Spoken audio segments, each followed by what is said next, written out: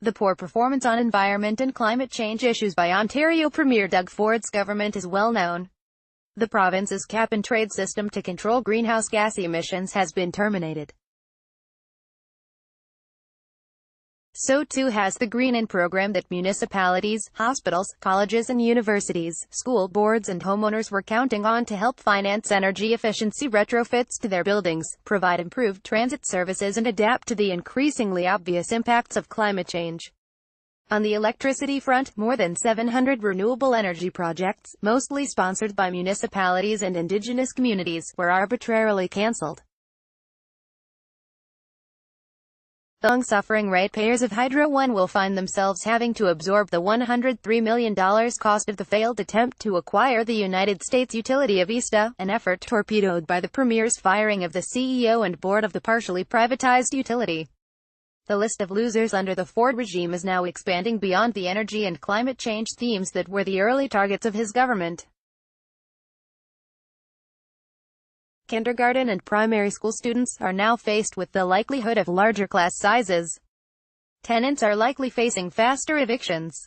Post-secondary institutions and their students have found that a tuition fee cut has translated into reductions in institutional budgets and student funding.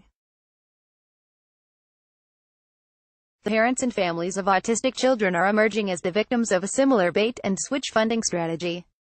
Read more. How changes to the Ontario Autism Program will hurt kids like my son. Those in need of complex healthcare services may find themselves at the mercy of a proposed health mega-agency. The emerging situation begs the question, who's winning in Doug Ford's Ontario? List of winners is short. Despite the government's frequent claims to be aiming to make the province open for business, there are surprisingly few clear winners under the Ford regime. Those who are winning hardly represent future pillars for Ontario's economy and society.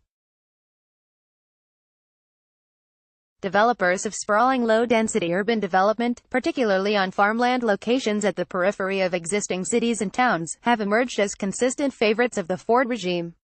Even before he was elected, the Premier was caught making comments about opening a big chunk of the protected green belt of farms and forests surrounding the city of Toronto and other urban areas of southern Ontario to urban development.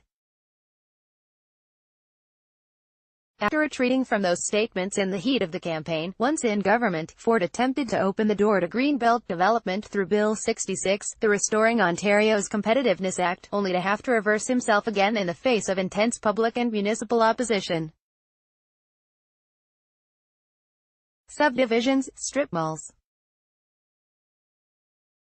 The growth plan was adopted at the same time as the Greenbelt Plan as part of the province's overall strategy to curb urban sprawl and spur the development of more complete communities designed to reduce the need to drive to work, school, shopping and other activities. The Ford government's proposed changes would reduce requirements for transit-viable new developments, and make urban expansions onto farmland easier,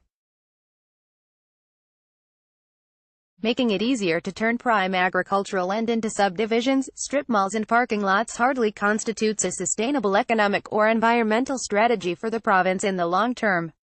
Sprawling development embeds crippling long-term costs of maintaining roads, sewers and water lines and other infrastructure over large areas.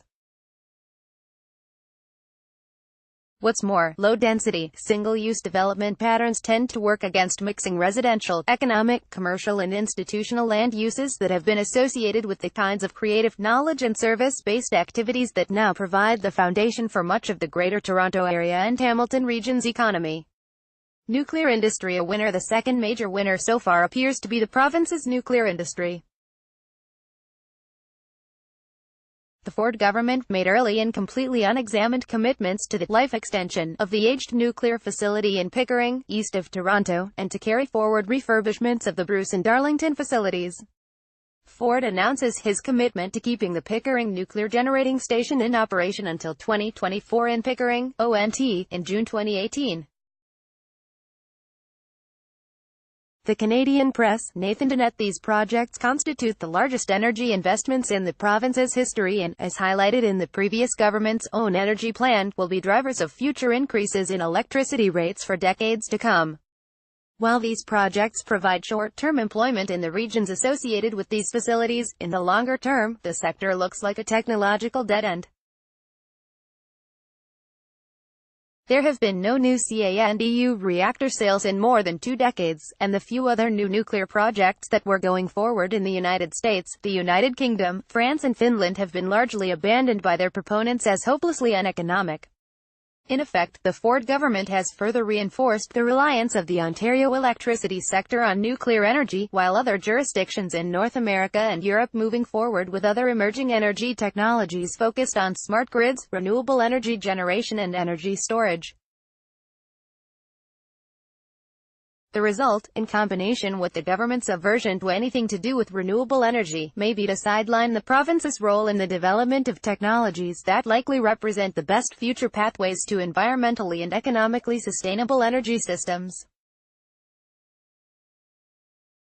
An economic strategy that focuses on facilitating urban sprawl and propping up a declining nuclear industry hardly provides a viable guide for the province's future.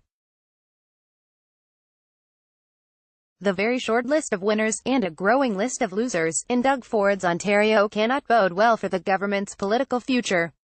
The government needs to come up with a more sophisticated understanding of what open for business might really mean for an advanced subnational jurisdiction in the 21st century, before its own political future, and more importantly, the province's economy, environment and society, suffer the consequences of its lack of imagination and vision.